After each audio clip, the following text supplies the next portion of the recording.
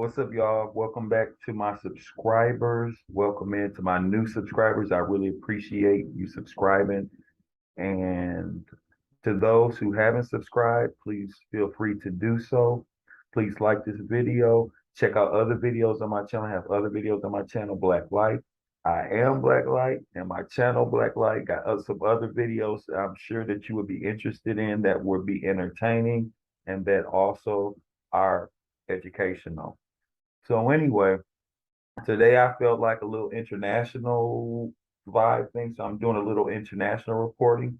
I'm not sure of how many may have heard of Julius Malema or the EFF, the Economic Freedom Fighters. Um, if not, they're a group over in South Africa, and they are all about taking the land back from what they call the Boers or the white farmers. They believe in land appropriation without compensation. And what they're about is fighting for the government in South Africa to take the land that was stolen from blacks before apartheid, when whites came over and invaded the land, killed them off, ran them off, and basically took their land. As we see so many times historically, it's like that's all that the Europeans are known for. Is they're known for, and I'm not trying to be racist or anything like that. It's documented. They documented their own demise. But historically, no matter where this group of people is with, and I'm not talking individually, I'm talking about collectively, they've killed, steal, and destroyed. Same thing happened in South Africa. So anyway, the economic freedom fighters are about reversing what happened. They want their land back. And so for the past years now, and even up to a few weeks ago, white farmers have being murdered, being killed, being slaughtered, being tortured, etc. in South Africa. And a lot of the white farmers want to point the finger and say, oh, it's due to the economic freedom fighters and this and that, this and that. But the South African government is basically saying that we are seeing, there's waves of poverty. There are a lot of people that are in poverty, a lot of people that are doing so well.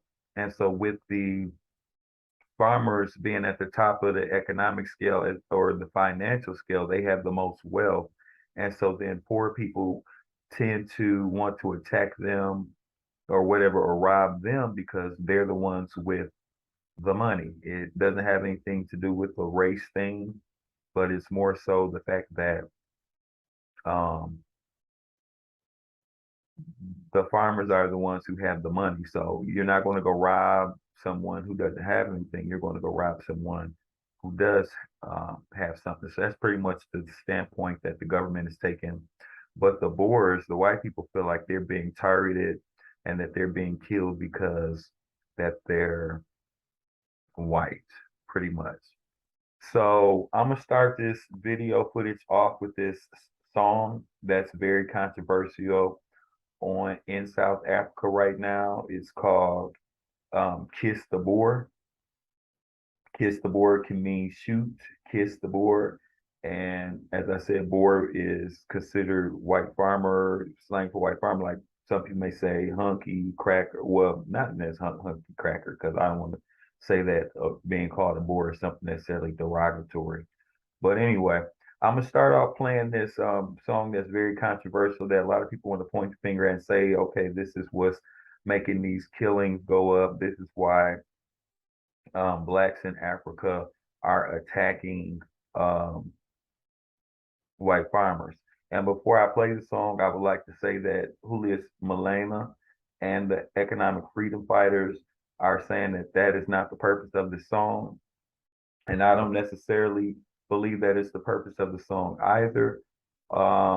You know how here in the United States we have our old songs, our old empowerment songs, like "We Shall Overcome," etc. This is like a song that was created during the time of apartheid and when they were down, and it's just been passed on from generation to generation. and they still use this song. I mean, this man has been taking the court and everything of this song. But anyway, I'm going ahead and share my screen. We're going to get into it. Please watch this interesting documentary. And yeah, I'm going to share my screen. Please like this video. If you haven't subscribed, please do so. This is Black Light. Let's go ahead and get into it. Now, like I said, I'm gonna start off with the song, and then we're going to get into I think, yeah, I'm gonna start with the song, and then we're going to get into um the documentary. You, when I'm sick, When when I'm down. drunk, sopa skitty, the boy, sopa skitty, Our land is the now. Then kitty, kitty, kitty, kitty, I'm conto, alare, I'm conto, alare.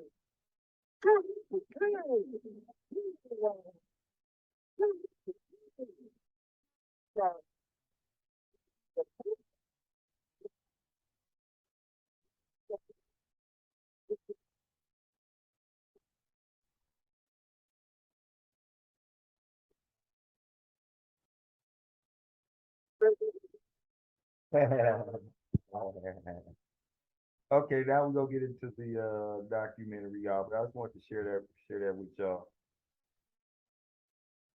There are reported cases where the murderers themselves have said that they were in.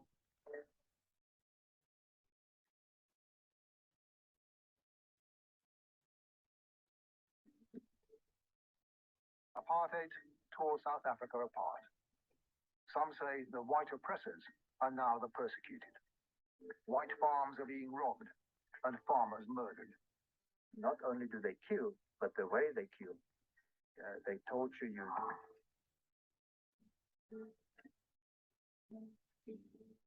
The government says they're crimes like any other in a society where poverty breeds violence. There is crime which is affecting everyone, whether black or white. Their victims claim that behind the farm attacks is racial hatred stirred up by politicians. We've been murdered for some time now. They are going to take the land as well. And I think that's very hard to conclude that there's not a racist motive.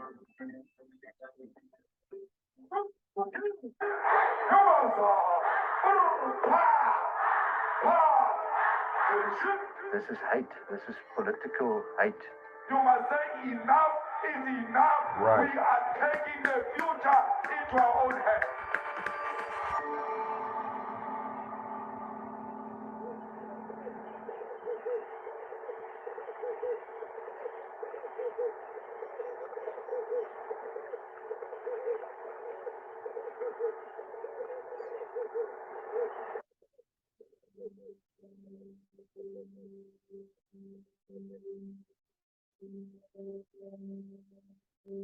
A 180 years ago, Afrikaner farmers, the Boers, crossed the Vaal River with their ox wagons and flocks. They bought off or fought off the scattered tribes that lived across the river. A century later, any black landowners that remained were forced to leave. Under the policy of apartheid, the only blacks who were allowed to live here were workers on the white men's farms or in the white men's mines. And this is Africa, y'all.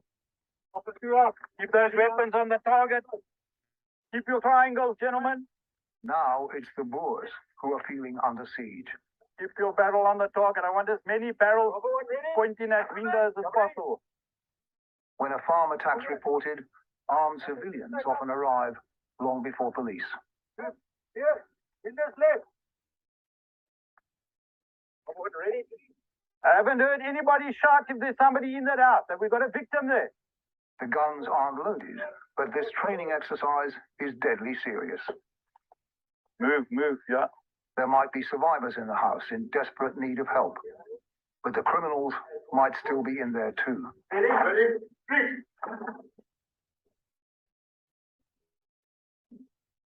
Okay, James, what you did here was better than when you were coming through that door. Trevor Roberts' security company, Conserve, used to specialize in guarding wildlife against poachers. You guys are coming around and you're tending to turn the weapon. Now, deterring and responding to violent robberies on isolated farms is his company's core business. As little of your body being shown as possible. A gun battle, he says, is the last thing he wants his volunteers to face. So it's there and then move, move, move. The ideal situation is to rather get the perpetrators out of the house and into the field. So you'd rather scare them away? Rather scare them away and run. And our objective is to save a life, and that would be the victim. An hour's drive southwest of Muldersdrift, on the maize fields around Fochville, on May the 13th this year, nobody was scared away, and nobody's life was saved.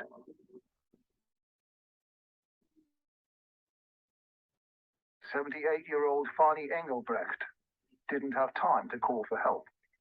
When Fani and his wife Colleen didn't show up for Mother's Day lunch, his son Johan strolled 300 meters up the track to his parents' house to investigate. When I came here, my dad's vehicle was standing here, like he was already back from church, nothing unusual. And I went into the house. As I entered into the wall here, there was a lot of blood lying on the floor here. And I immediately realized that something is wrong. This is the door that actually broke down to get to her study.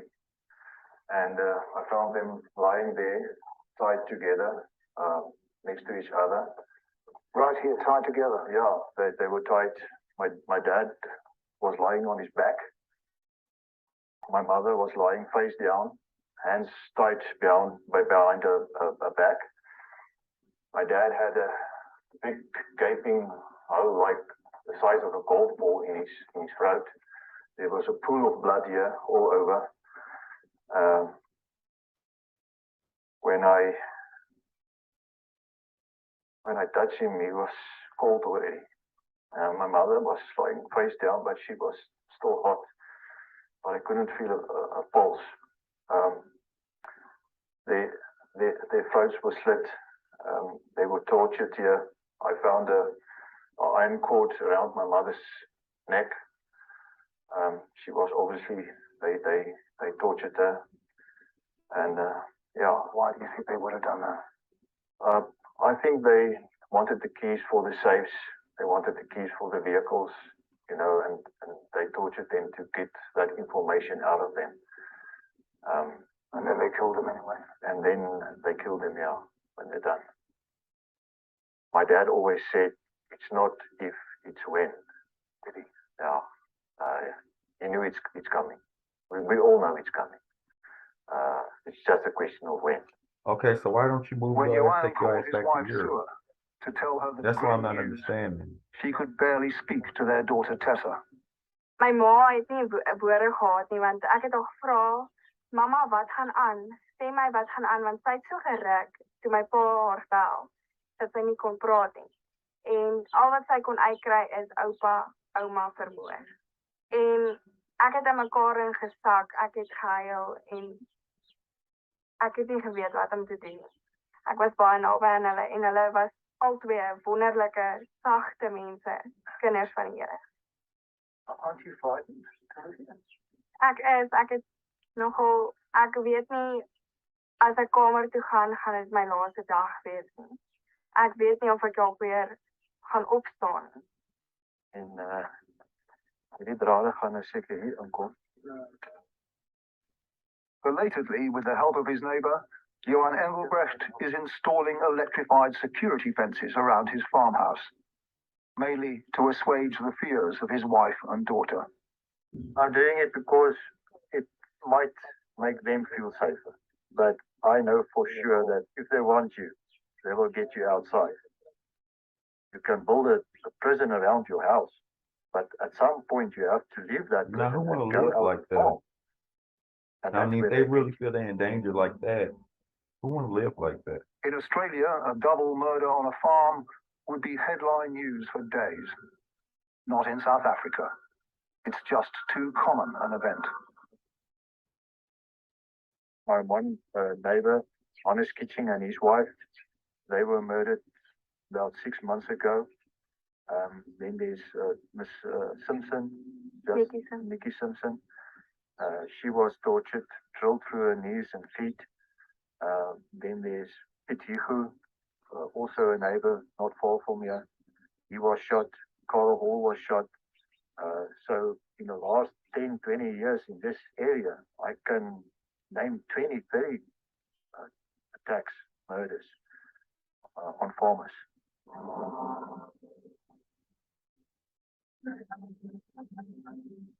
Plaasmoeder is Afrikaans for farm murders. On a hillside in Limpopo province, a private landowner has planted more than 2,000 crosses. Each one represents an individual murdered in a farm attack since 1994. 75 more crosses were added last year, but that figure is controversial. Nation's biggest commercial farmers union claims there were only 47 farm murders last year, the lowest number in nearly 20 years. AfriForum, an outspoken Afrikaner lobby group, says that figure is absurd. It's certainly wrong. During the calendar year of 2017, there's been 84 farm murders that we could verify. And when we say we could verify, we mean we have a list and we have the names of the people actually who've been murdered. So to say that there's only been 47 is, I don't know if it's malicious or if it's negligence or if there's a problem with the process in collecting the data. There could be a variety of reasons why the number is wrong.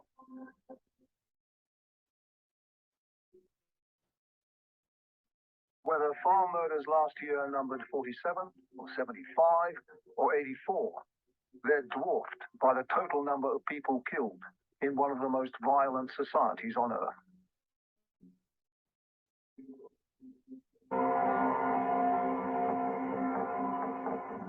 This place, perhaps deliberately, reminds a visitor of a war cemetery. And like all such places, it's moving. Each one of these crosses represents somebody's father or mother, somebody's son or daughter whose life was brutally cut short. And yet these 2,000 crosses represent white farmers and their families murdered since 1994. If you planted a cross for every South African, black or white, who's been murdered just last year, the crosses would stretch beyond the horizon, nearly 20,000 of them.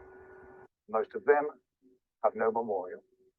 See, so that's why I'm not understanding why they're trying to make it seem like it's such an attack on them when, you know how many people over there, if they want to really do that, Farm near Fockville, they would have them wiped out the in no so-called time. informal settlement of Deep Sloot. It's a place of dire poverty and soaring unemployment. What it is fear because they know what they did. This settlement has And they know they outnumbered It over wouldn't there. be wise to venture in here without a Yes, guard. yes. Local journalist Golden Mtika is mine. What's where I'm He trying to think introduces me of? to Sabasu, whose family of 8 lives in a one-room shack. She's been waiting for a government house for 11 years. Most of that time, she's been unemployed. I've done nursing, 2-year courses, but I still can find even just any other job, even without the one that I have qualifications for. Where would you like to live if you could choose? I would like to choose to live somewhere else because this place, Why the I hell they have got pictures small of the white kids man? and I don't think it's a Damn good house. environment for my kids to grow in.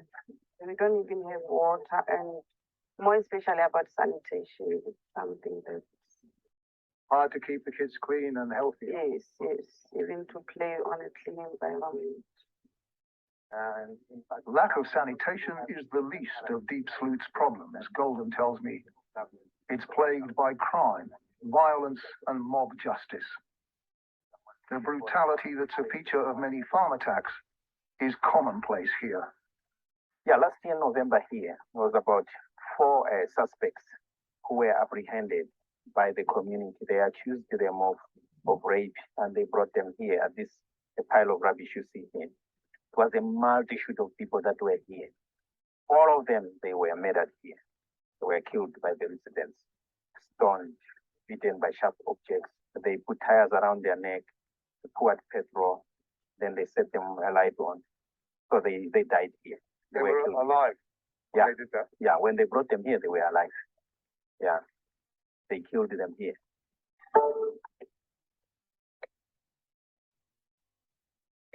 It's not just in the settlements and the countryside that crime is rising.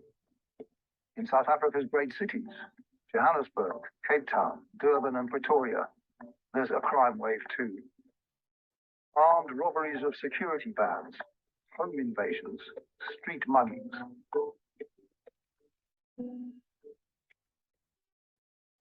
According to the internationally respected Institute for Security Studies in Pretoria, armed attacks have increased 40% since 2012. We have a real problem with violence and expressed in various different ways. And so for us, sitting in South Africa, looking at these 19,000 murders, looking at trying to get a sense of where it's taking place, the various complex factors that result into it, this growth in armed attacks, the gangs involved in cash and transit heists, and then suddenly there's this international tension on the murders of white farmers. It just sort of seems completely disproportionate. It's not that it isn't a problem. Of course. See, now that's white supremacy. See, and I'm explaining why, and I'm not just throwing it out there. It's white supremacy, it's white, but it is. The idea that we have all these other crimes and everything else going on in this country because some white farmers are being killed, and this man sings this song, then all of a sudden they want all the attention, all the resources, everything, all the focus should be on them. Save us, forget everybody else, forget all the other crimes that's going on everywhere else. Some of us are being killed. And so now we need all resources, all attention on us. Screw everybody else. We're the most important. So all focus needs to be on us. Victims, it's terribly traumatic. But it's not the biggest challenge facing South Africa. Is there any evidence for the claim that's often made that the farm attacks in particular are politically driven, that they're part of some organized campaign to drive the whites from the land? There's no credible evidence that the attacks against white farmers is organized or politically driven. There is evidence that the attacks on white farmers in South Africa are largely driven by criminal intent, greed. But AfriForum's Ernst Roots says it's too simplistic to claim that the farm attackers have only one motive. Certainly robbery plays a role and the intention to steal plays a role, but certainly there's enough evidence that racism plays a big role, and there's enough evidence that political influence play a big role. There are reported cases where the murderers themselves have said that they were influenced by politics in the committing of these crimes. And secondly, even more concerning than that, is the political climate in South Africa. That climate is heating up, the white farmers say. And one cause is the rise of a new political party, the Economic Freedom Fighters, or EFF.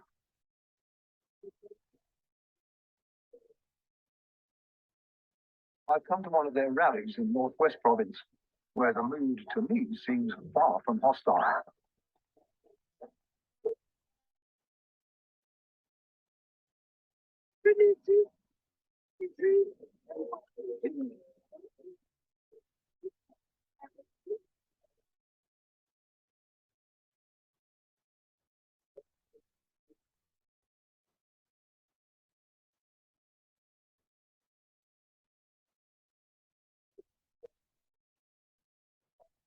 Red berets and t-shirts are a clear enough statement.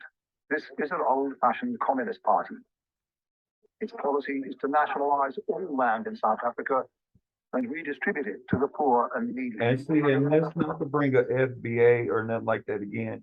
But look at these people. If these people had their damn mouth shut and you didn't hear them saying nothing to hear the language or the accents they have, that could be your niece, your cousin, your neighbor, your black coworker, whatever. These is our people. Like, what the hell is FBA talking about?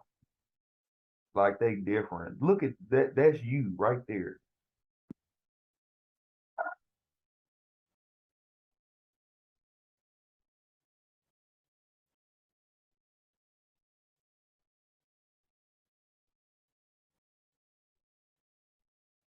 Nah, I want it. Yeah, I want it.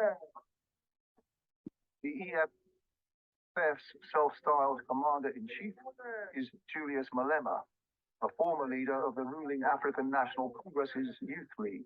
We are not going to accept that the poor of the poor must be excluded from education because they do not have money. Expelled from the ANC in 2012, he started his own rival party and promises the world to his followers. Education is a right. All of us must have access to education.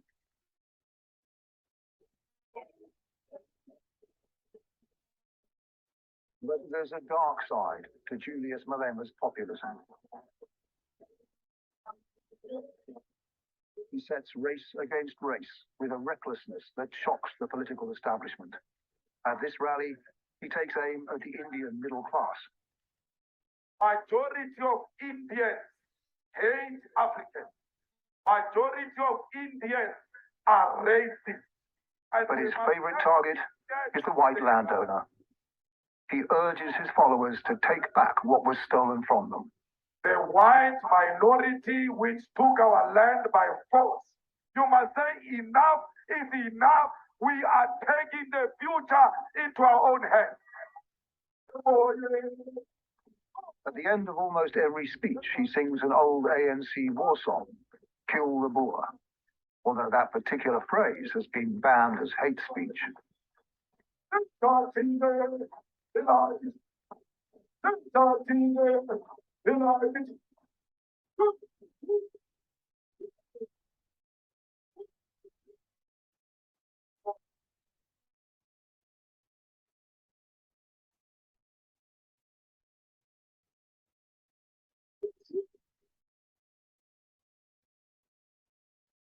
For all his blatant racial dog whistling, Malema was proved to be a shrewd political operator. See, now this is something else. I want to pause and say this too. Now, see, this is how we are. That's how you know that even though it's black leadership over there, they still be being the puppets for the West and for the Europeans or whatever, not like that. Now, just imagine when these white folks was over there in charge, all the heinous things they was doing like that. There's no way that if a white man would have said anything, they could have said anything they want to. The laws of the land at that time would not have went out and said, okay, you can't say that that's hate speech. But then that's how blacks would do other blacks. Now that's a historical song, and then they took this man to court, and then they're gonna say it's hate speech and try to say that they can't perform that song any longer. And this parliament can do, with or without you, people are going to occupy land. It was the EFF in Parliament who proposed a motion in favour of expropriating land without compensation, a move that the ANC, led by new state president Cyril Ramaphosa, had little choice but to support. Honorable Nkangwini, Honorable Gadi, Honorable Mflongo. So far, the ANC has not seized any farmland without paying market price. But when I caught up with the ANC spokesman on land reform, Ronald Lamola, at a fancy conference centre outside Pretoria, he made it clear that it soon will. There will be expropriation of some of the white-owned farmlands. There will be expropriation of land that government needs to for roads or for residential purposes. So there will be expropriation. We've talked to white farmers who say we are being attacked and not sufficiently protected by the government. And now our land is under threat as well. What they want to do is get rid of us. What's your response to that? It's not true. There's no such a thing. There's no crime targeted to white people in South Africa. It's a crime that is happening in the farms, it's happening everywhere, and government is doing its best to resolve the crime problem. With regard to the land question, there is no way we can avoid it. We have to address the land question.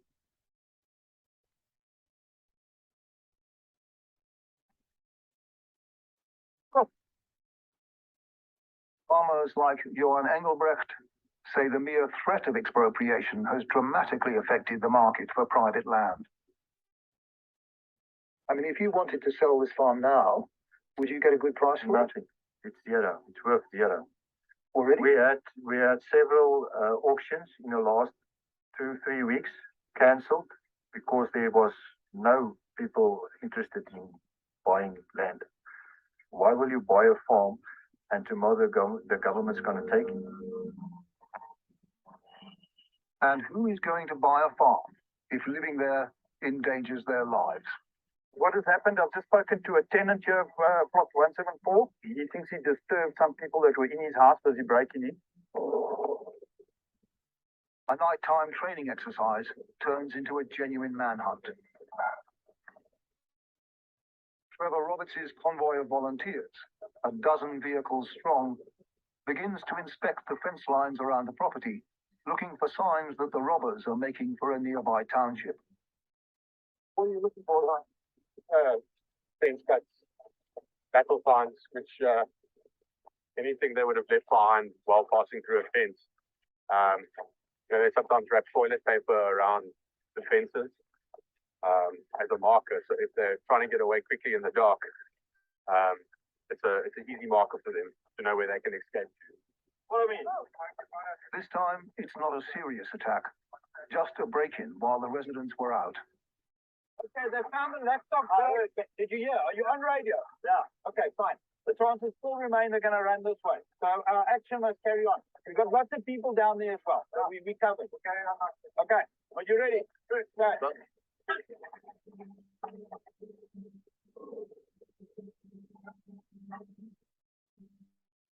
But the threat to farmers' lives is as great as ever. In the brief time we spent in South Africa, 7 people were murdered in farm attacks. The argument about what motivates these crimes goes on. My personal opinion about this is that this farm attacks are partially motivated by money, greed, and partially about politics and the situation in our country. Not only do they kill, but the way they kill, they torture you, they hurt you, and this is hate. This is political hate. Yeah, there has been a lot of those tensions happening. It's a view that's echoed unexpectedly by my guide through the alleyways of Deep Sloot, Golden Mtika. He says he knows several gang members who've taken part in farm attacks. Most often those crimes, they don't just end up being clean crimes. They end up killing the person as well. Why? So, sometimes through resistance, that the farmer doesn't want to give them what they want, even if he has or he doesn't have, they would use force on him and they end up killing the person. You see, and some of them, they have that past ideology of saying, no, the farmers took our land for free. And when they go there, they take out the anger on them. So you think there is a racial... There is that racial element in it as well. The thing of the past that was there and is still continuing in a form of robbery. Yeah, but it is there. It's there.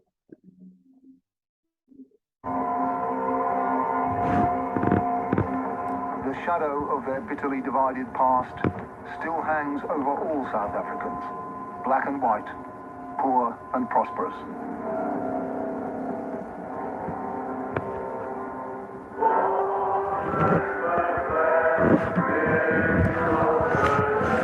An hour's drive away from Deep Sloot, the burghers of Fockville gather each Sunday to pray for forgiveness and survival.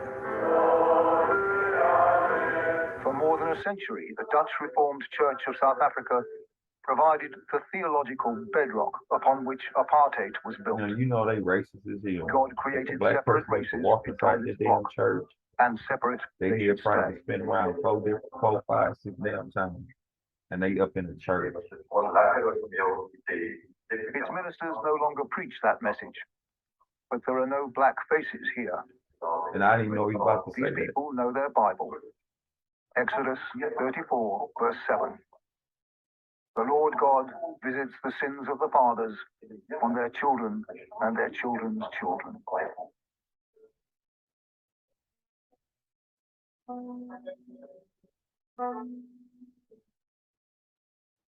Many younger Afrikaners have already left the church and the country too.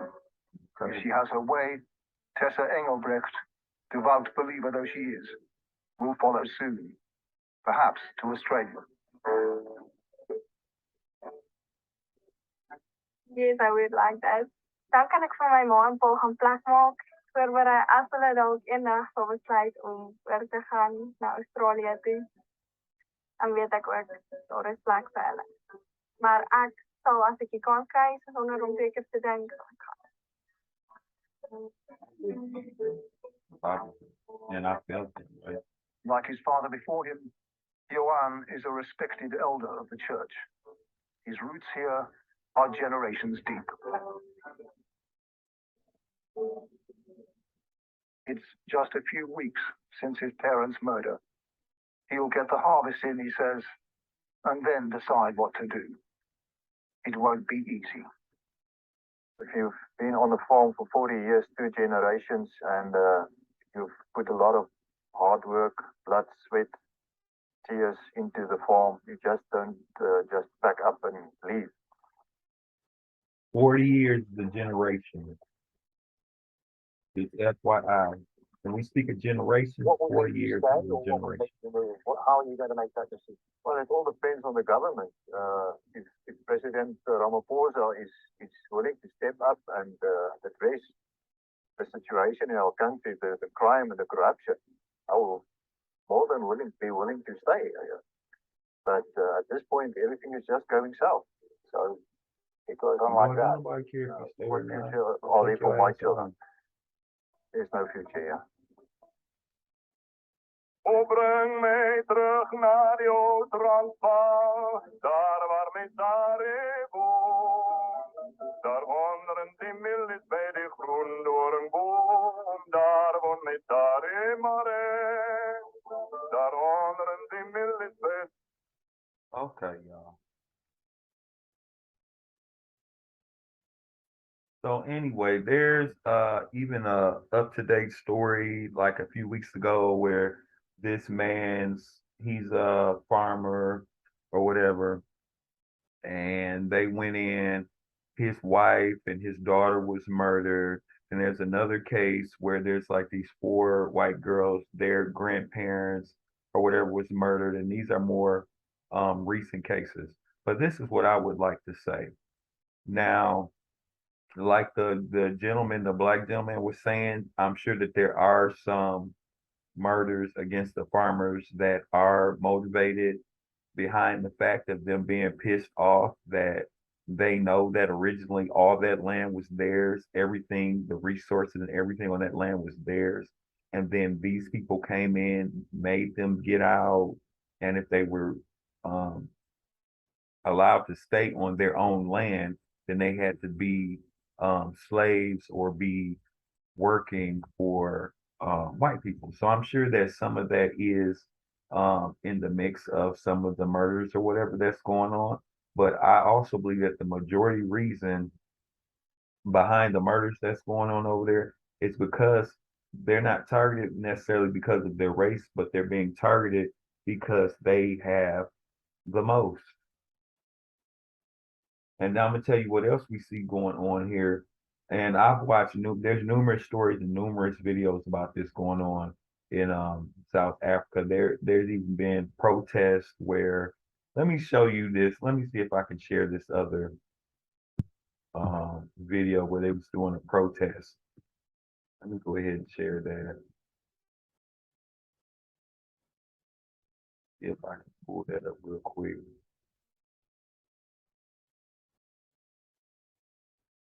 It's the culmination of days of tension as supporters of the economic freedom fighters confront white farmers in Senekal in the Free State province. The fighters, as they call themselves, say they're here to defend state institutions and democracy. Some of their supporters threw rocks, blocked the road. Last week, white farmers stormed the Senekal Magistrates Court as two black men appeared for the murder of white farmers. Just like January 6th. And they have a history of mob rule. Like it's all over the world. They have a history of mob rule to Europeans. Now, if y'all that scared or whatever like that, how y'all storming something? Come on now, let's be realistic. Manager Brendan Horner, damaged property. And y'all out there looking like a fly in buttermilk when it comes to the population out there. 90, not even just in South Africa, but over 95% of the continent is black. Set fire to a police vehicle. We are going to stop them as they wish, but not to confront them. We are here. Whatever they will start, if they give the fight, we give them the fight. Farmers here say the government has failed them by not dealing with violence on farms. Brendan Horner was killed 2 weeks ago. His body was dumped here. Local farmers say they're angered not only by the killing, but also the way it happened. The cause of death was strangled. He was strangled. And then he was pulled with the same rope he was strangled. He was pulled to that pole. At that pole, he was fastened to the pole. And he was left over there. As the two men appeared again in court on Friday for the murder, farmers and their supporters demonstrated outside. According to civil rights organization AfriForum, there have been more than 290 farm attacks and 37 murders this year. Enough is enough. We can't afford the killing of our farmers in this country anymore. They carry our economy, they make our food, they feed us. It is important that we take a stand today. The leader of the Economic Freedom Fighters, Julius Malema, has been accused of inciting violence and stoking racial tensions. Farmers we spoke to who refused to appear on camera said they too are prepared to fight if necessary. This is our nation. One listen to any elderly person Right. who tells you how you must treat white people. If our elders were brave enough, we won't be here today. There won't be a white arrogant man. There won't be a disrespectful white man. The bail application for the two men accused of killing Horner has been postponed until next week. President Cyril Ramaphosa says racial tensions in South Africa need to be addressed so they'll continue to strengthen social cohesion. The protesters on both sides of the divide appear unwilling to back down, raising concerns that things will only worsen in a country where people may not have truly reconciled. Famida Miller, Al Jazeera, Senegal in the Free State. Okay, so anyway, basically what I said, they want because they going through some little turmoil or whatever because some of them is getting killed up, even though they're in any country over there, they're like below 5% of the population. So a couple of them get killed up. They want all resources, all media, all government resources. They're supposed to be so important and so primary that when anything happens to them, then forget everything else that's going on in the country, all the tons of blacks that's being killed, the tons of blacks that's being robbed, the you know what I'm saying? All the focus and everything is supposed to be on them. So that's my issue. And then my second thing is, if y'all so fearful and so scared, what it really is it's guilt. It's guilt.